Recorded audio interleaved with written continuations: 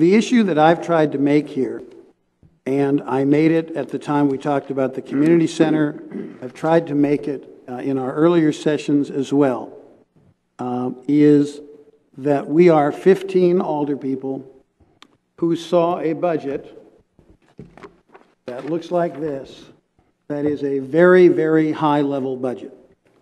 Okay? The problem is 15 part-time employees do not have the background, the time, or the material from the city to go in and decide if Fred in accounting needs a computer, or how a department can be consolidated, or what in fact can be done to decrease this budget. The point that I have tried to make repeatedly is that saying to the department managers, which Mayor Dickert said he told them, I want a 0% increase from 2010. I don't know if Fred in accounting needs a computer, but I know a computer's about $1,000 because we kind of buy expensive ones sometimes. It'd be 3,000 computers. We don't have that many people who use computers in the cities. I mean, we're not going to get it by not buying a computer or not buying a power washer or not buying whatever.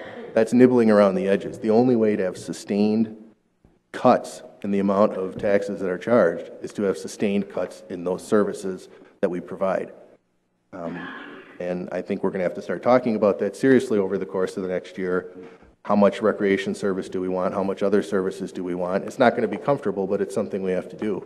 But the general public needs to be made perfectly aware of everything it is that we have out there so they can understand what the ramifications are of the cuts coming down from the state or the proposed cuts to the tax levy. The mayor presents a budget, the council reviews that budget, and the council adopts that budget. In the review process, the council can add or subtract from the budget, and in fact, we generally spend 3 to 4 nights poring over it line by line. If there is an extreme amount of fat in that budget, I didn't hear one alderman voice that concern during those nights. I still think everybody has worked extremely hard on this, and 2011 is going to have to roll up our sleeves, and we're going to have to do a better job. But right now, we can't just say, I can't deal with this, so here, it's yours again. I will be voting yes on this for that reason.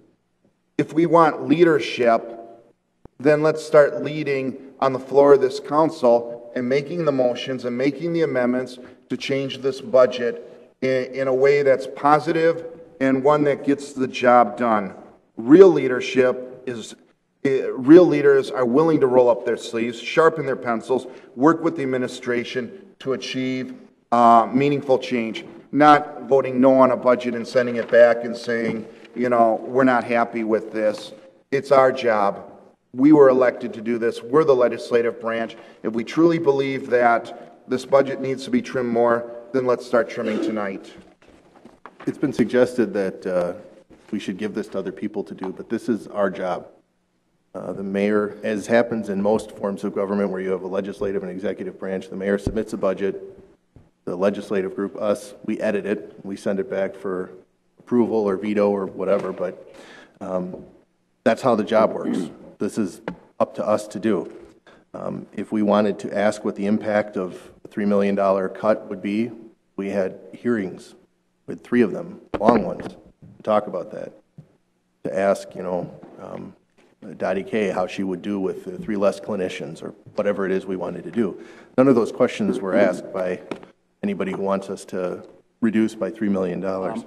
While I agree that zero-based budgets and tax relief are worthy concepts to review and discuss, there's a partnership here. The council sets parameters on the budget, the administration works on the details, and for the council to declare the parameters at the end of the process is not the way we should be leading the budget discussion. $3 million, if you divide it out by the average amount in employee costs, is roughly 40 positions.